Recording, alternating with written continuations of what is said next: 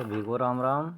आज हम श्री गुरु जी महाराज के चरणों में ध्यान करके यूजीसी नेट हिंदी की इकाई 7 की कहानी पढ़ेंगे, चंद्रदेव से मेरी बातें। इस कहानी को पूरी पढ़ेंगे और इसमें जो परीक्षा उपयोगी मुख्य बातें हैं वो भी देखेंगे। आइए शुरू करते हैं। चंद्रदेव से मेरी बातें। लेखिका का मूल नाम है राजेंद्र बाला घोष। इसका उपनाम है बंग महिला। महत्व क्या है? हिंदी की प्रथम आधुनिक कहानी लेखिका। निवास स्थान मिर्जापुर, उत्तर प्रदेश। ये हिंदी नवजागरण काल की एक सशक्त हस्ताक्षर थी।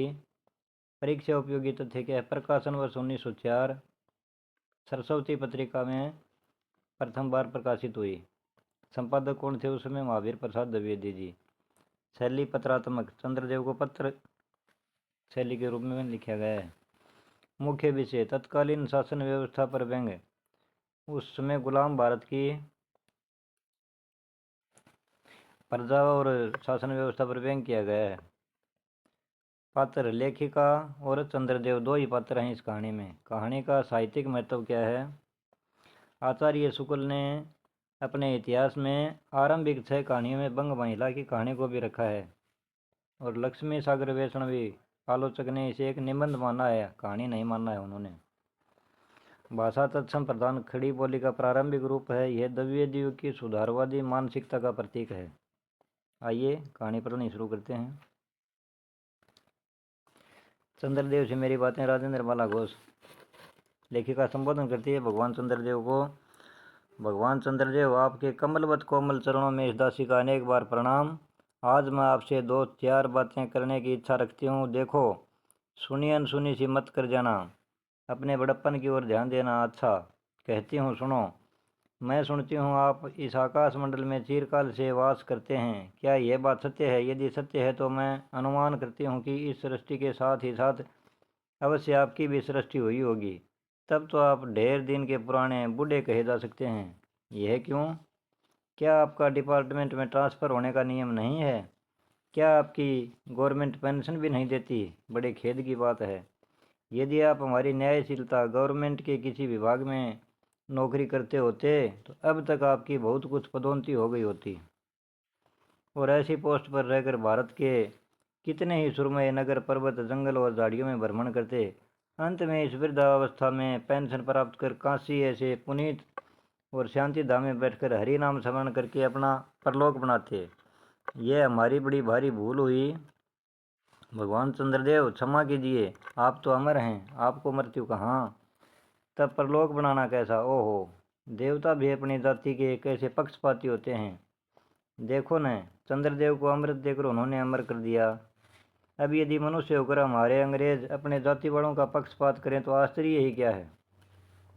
करारा व्यंग दिया है इसमें ये।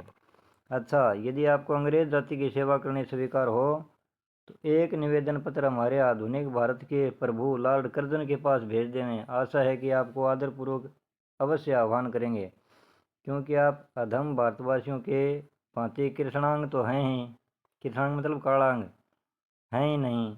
जो आपको अच्छी नौकरी देने में उनकी गौरांग जाति कुपित हो उठेगी। और फिर आप तो एक सुयोग्य, कार्यदक्ष, परिश्रमी, बहुदर्शी, कार्यकुशल और सरल स्वभाव महात्मा हैं। मैं विश्वास करती हूँ कि जब लॉर्ड कर्जन हमारे भारत के स्थायी भाग्य विधाता बनकर आएंगे तब आपको किसी कमीशन का मेंबर नहीं तो किसी मिशन में भर्ती करके वे अवश्य ही भेज देंगे, क्योंकि उनको कमीशन और मिशन दोनों ही अत्यंत प्रिय हैं। आपके चंद्रलोक में जो रीति और नीति सृष्टि के आदिकाल में प्रचलित थे वे ही सब अब भी हैं, पर यहाँ तो इतना परिवर्तन हो गया है कि भूत और वर्तमान में आकाश पाताल का सा अंतर हो गया है। मैं अनुमान करती हूँ कि आपके नेत्रों की ज्योति भी कुछ अवश्य ही मंद पड़ गई होगी, क्योंकि आधुनिक भारत संतान लड़कपन से ही चश्मा धारण करने लगी है। इस कारण आप हमारे दीनहीन क्षीण पर्व भारत को उतनी दूर से भली भांति न देख सकते होंगे। अतएव आपसे सादर कहती हूँ कि एक बार कृपा कर भारत को देख लीजिए जाइए। यद्यपि इस बात को जानती हूँ कि आपको इतना अवकाश कहाँ, पर 8वें दिन नहीं तो महीने में एक दिन अर्थात अमावस्या को तो आपकी छुट्टी होती होगी। यदि आप उस दिन चाहें तो भारत भ्रमण कर जा सकते हैं। इस भ्रमण में आपको कितने ही नूतन दृश्य देखने को मिलेंगे, जिसे सहसा देखकर आपकी बुद्धि जरूर चकरा जाएगी।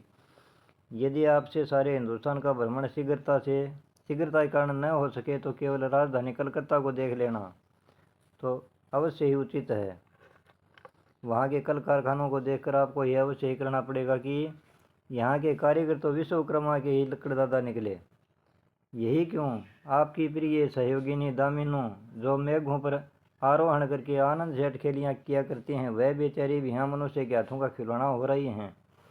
भगवान निशानाथ, जिस समय आप अपने निर्मल चंद्रिका को बटोर मेघमाला अथवा पर्वतों की ओट से सिंधु के गोद में जा सकते हैं, उस समय यही नीरव वासनी विश्वमोहिनी सौदामिनी अपनी उज्ज्वल मूर्ति से आलोक प्रदान कर रात को दिन बना देती है। आपके देवलोक में जितने देवता हैं उनके वाहन भी उतने हैं, किसी का गज, किसी का हंस, किसी का बैल, किसी का चूहा इत्यादि। पर यहाँ तो सारा बोझ आपकी चपला और अग्निदेव के माथे मंडा गया है। क्या ब्राह्मण, क्या क्षत्रिय, क्या वैश्य, क्या शूद्र, क्या चांडाल, सभी के रथों का वाहन वही हो रही है। हमारे श्वेतांग महाप्रभु गण को जहाँ पर कुछ कठिनाई का सामना आ पड़ा, झट उन्होंने बिजली को लापटका, बस कठिन से कठिन कार्य सहज में संपादन कर लेते हैं। और हमारे यहाँ के उच्च शिक्षा प्राप्त युवक काठ के पुतलों की भांति मुंह ताकते रह जाते हैं। जिस व्योमवासिनी विद्युत देवी को सपरस्त करने का किसी व्यक्ति का साहस नहीं हो सकता, वही आज पराये घर में आश्रित नारियों की भांति ऐसे दबाव में पड़ी है कि वह चूं तक नहीं कर सकती। क्या करे, बेचारी के भाग्य में विधाता ने दासी व्रती ही लिखा था।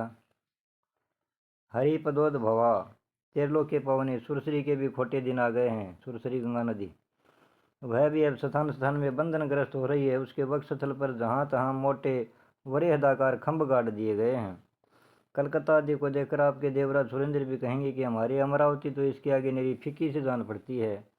वहाँ ईडन गार्डन तो पारिजात परिशोभित नंदन कानन को भी मात दे रहा है। वहाँ के विश्वविद्यालय के विश्वश्रेष्ठ पंडितों की विश्वव्यापिनी विद्या को देखकर वीणा पाणी सरस्वती देवी भी कहने लग जाएंगी कि निसंदेह इन विद्या दिग्गजों की विद्या चमत्कारिणी हैं। वहीं के पोर्ट विलियम के फौजी सामान को देखकर आपके देव सेनापति कार्तिकेय बाबू के भी छक्के छूट जाएंगे, क्योंकि देव सेनापति महाशय देखने में खास बंगाली बाबू से दसते हैं और उनका वाहन भी एक मयूर है। बस इससे उनके वीरत्व का भी परिचय खूब मिलता है। वहाँ के टकसाल को देखकर सिंधु तने आपकी प्रिय सहोदरा कमला देवी तथा कुबेर भी अचकचा जाएंगे। भगवान चंद्रदेव इन्हीं सब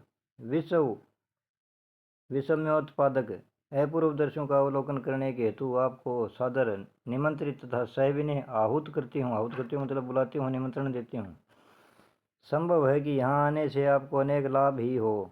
आप जो अनादिकाल से निज उज्ज्वल वपु में कलंक की कालिमा लेपन करके कलंकी शशांक, शशधर, सासालांछन आदि उपाधि मालाओं से भूषित हो रहे हैं, सिंधु तने होने पर भी जिस काली माँ को आप आज तक नहीं धो सके हैं, वही आजन्म कलंक शायद यहाँ के विज्ञानविद पंडितों की चेष्टा से छूट जाए। जब बम्बई में स्वर्गीय महारानी विक्टोरिया देवी की प्रतिमूर्ति से काला दाग छुटाने में प्रोफेसर गज्जर महाशय फलीभूत हुए हैं, तब क्या आपके मुख की काली माँ छुड़ाने में वे फलीभूत न होंगे? शायद आप यह बात भी अभी तक विदित नहीं हुई कि आप और आपके स्वामी सूर्य भगवान पर जब हमारे भूमंडल की छाया पड़ती है तभी आप लोगों पर ग्रहण लगता है। पर आपका तो अब तक वही पुराना विश्वास बना हुआ है कि जब कुटिल ग्रह राहु आपको निगल जाता है तभी ग्रहण होता है। पर ऐसा थोथा विश्वास करना आप लोगों की भारी भूल है। अतः हे देव, मैं विनय करती हूँ कि आप अपने हृदय से इस भ्रम को जड़ से उखाड़ कर फेंक दें। अब भारत में न तो आपके और न आपके स्वामी भुवन भास्कर सूर्य महाशय के ही वंशधरों का साम्राज्य है, और न अब भारत की वह सस्य श्यामला सवर्ण परशुता मूर्ति ही है। अब तो आप लोगों के अज्ञात एक अन्य द्वीपवासी परम शक्तिमान गौरांग महाप्रभु इस सुविशाल भारतवर्ष का राज्य वैभव भोग रहे हैं। अब तक मैंने जिन बातों का वर्णन आपसे स्थूल रूप में किया है, वह सब इन्हीं विद्या विशारद गौरांग प्रभुओं के कृपा कटाक्ष का परिणाम है।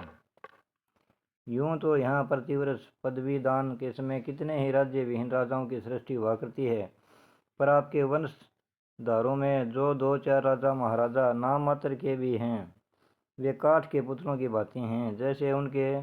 जैसे उन्हें उनके रक्षक नचाते हैं वैसे ही वे नाचते हैं। वे इतनी भी जानकारी नहीं रखते कि उनके राज्य में क्या हो रहा है, उनकी प्रजा दुखी है या सुखी है। यदि आप कभी भारत भ्रमण करने को आएं तो अपने फैमिली डॉक्टर धन्वंतरी महाशय को और देवताओं के चीफ जस्टिस चित्रगुप्त जी को साथ अवश्य लेते आएं।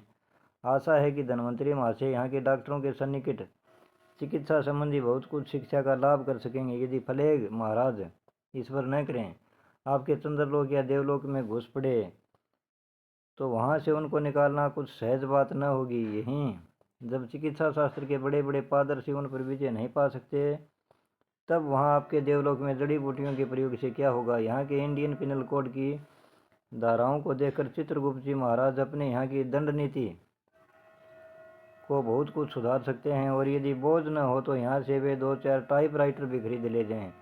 जब फ्लेग महाराज के अपार अनुग्रह से उनके ऑफिस में कार्य की अधिकता हुए तब उनसे उनकी राइटर्स बिल्डिंग के राइटर्स के काम में बहुत ही सुविधा और सहायता पहुँचेगी। वे लोग 2 दिन का काम 2 घंटे में कर डालेंगे।